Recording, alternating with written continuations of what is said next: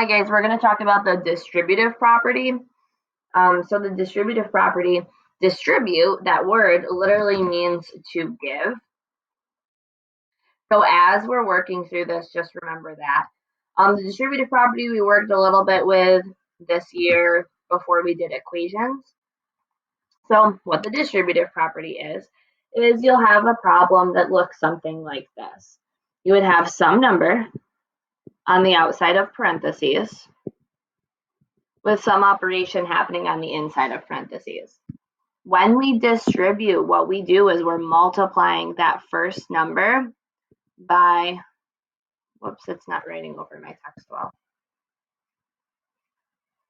Hold on, guys, sorry. Let's try that again.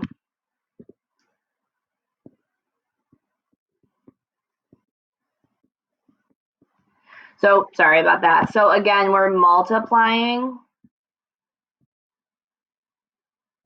Wow, I am all sorts of mess. It's like we're working on my board again back at school. So if you see, we're going to be multiplying the outside number outside the parentheses by the stuff on the inside.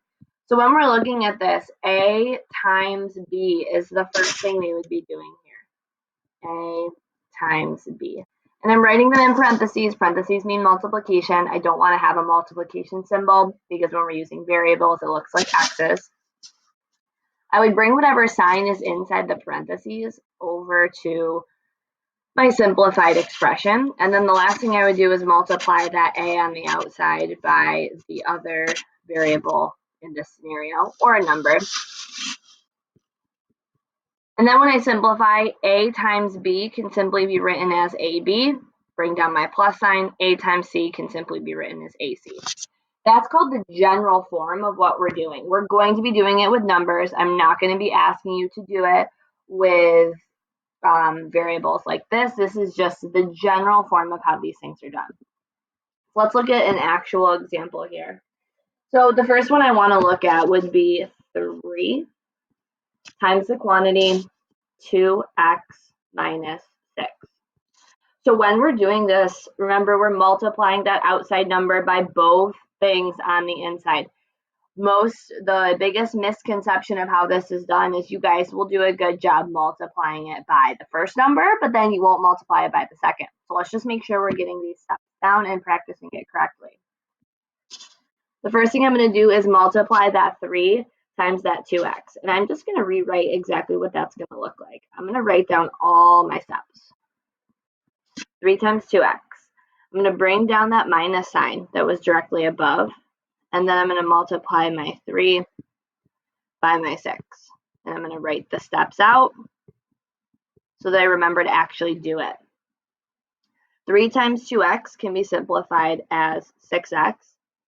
Bring down my minus sign. 3 times 6 is 18. I distributed that 3 to the stuff inside the parentheses. And my expression, my final expression, is this 6x minus 18 there. Let's look at another example that's a little bit harder because it has a negative number and it has a fraction. I'm throwing crazy stuff at you guys. So I would like to start by having a negative 5 on the outside. And on the inside of the parentheses, I'm going to be multiplying that negative 5 by 2/5 plus 1y. Now, I didn't have to write that 1 in there, remember. I did because I like having that coefficient there, but I could have just written y, and the 1 would have been implied. It would have been invisible, but we should understand that that is actually there. So let's do these steps again. I'm first going to multiply my negative 5 by my 2/5 on the inside. So when I look at that, when I do that, I'm just going to write my steps before I actually do the multiplication. Oh, that did not look good. Bring down my plus sign, and then I'm going to distribute the negative 5 to the second thing inside the parentheses, which is 1y. You know what's happening, guys? I'm using one of those icky styluses from Mr. Binkley's room. I really need to invest in a good stylus here. That's what's happening on my screen. So negative 5 times 1y. And now I'm going to simplify. So when I'm looking at this stuff on the left here, this negative 5 times 2/5 y, remember, I'm going to zoom, scroll a little bit here. Remember that when we're doing this, negative 5 can be written as a fraction of negative 5 over 1. If this makes it easier for you to visualize how you're going to do that multiplication, go ahead and rewrite that integer, that negative 5, as negative 5 over 1. When we multiply fractions, remember we multiply straight across the numerators and then straight across the denominators. So negative 5 over 2, negative 5 times 2 is going to get us negative 10, and 1 times 5 is 5. I'm going to bring down that plus sign all the way from up there, and then negative 5 times 1y is going to give me negative 5y.